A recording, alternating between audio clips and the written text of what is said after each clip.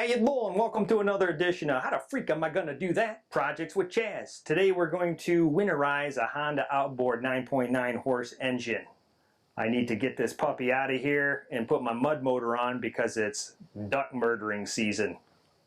So what I'm gonna do is show you how to take this thing apart, all the tools you need to get it winterized properly. So stay tuned. Alright, a few things that you need to do this task are, you're going to need an oil pan, you're going to need some fogging oil, you're going to need one of these things to hook onto your motor with a garden hose. This is going to put water into your engine so that you discharge water so you don't burn up your impeller.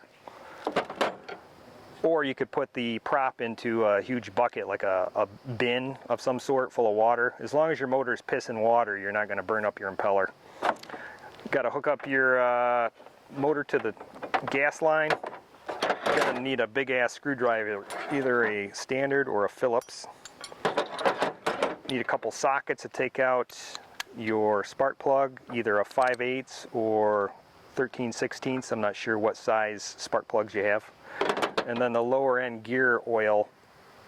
This is, you pump this in, and this fitting you can get at the marina. You want to match it up to what outboard you have so that it's a nice tight fit. And probably some paper towel because you're going to make a mess.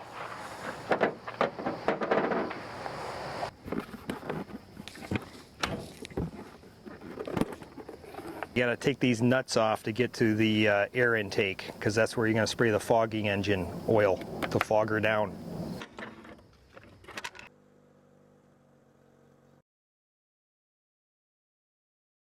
So you want to get your garden hose, hook it to this little water clampy thing, put it over the water intake,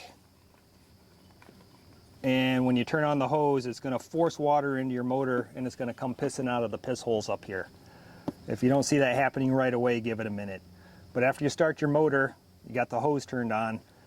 If you don't see any water coming out of here, you're going to burn up your impeller. So you may need to tighten this clamp with your fists, your hands, or you need to maybe try another alternative method, like putting your outboard motor into like a big bin of water. Because if you don't have water coming out of here, you're going to burn up your motor or burn up the impeller. Alright, I have the hose on, the clamp on, water shooting out. Next thing you want to do is start the engine. There you have it. Water going in, water pissing out. If you don't have that, eventually you need to stop the engine. What we're going to want to do is fog down this air intake until the engine stops running.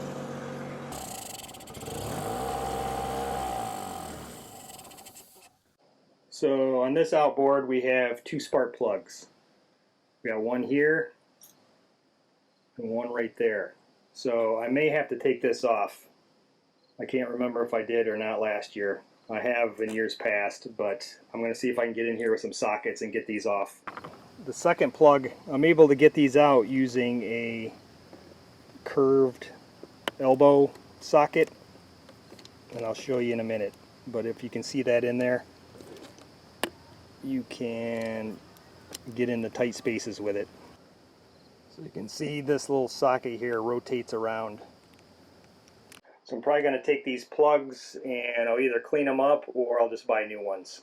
I'm going to want to take some fogging oil, shoot it into the spark plug hole, and then I'm going to pull on the pull cord so that the piston goes up and down and it lubricates the cylinder.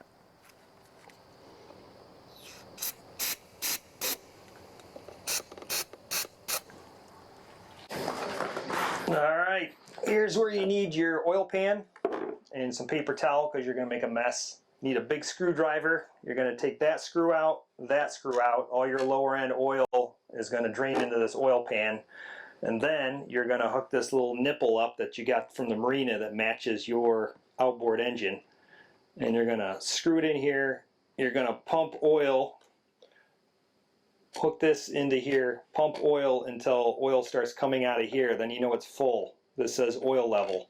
Once it starts oozing out of here, put this screw in, and then unscrew this from here and put the screw back in real quick.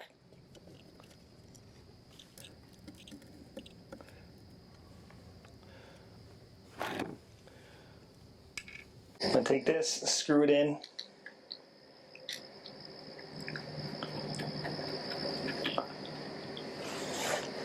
And then this spins. Hope you can see that. So I'm going to put this on here, spin it in. So now we're going to pump it until fresh lower unit oil comes out of here.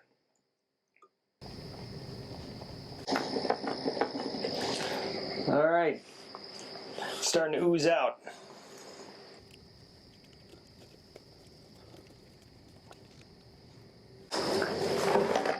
Now you want to quickly undo this one and then put the screw back in.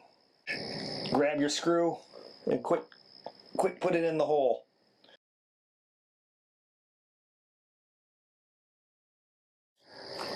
All right, kids, we finished up. I forgot to mention that I added some stable to the gas before I fogged her down. You can use seafoam if you prefer. That helps the engine from gumming up in the spring and the carb and helps preserve what fuel you have left in your gas tank. And like all good projects, I'm going to end this one with a cracking of a brouhaha.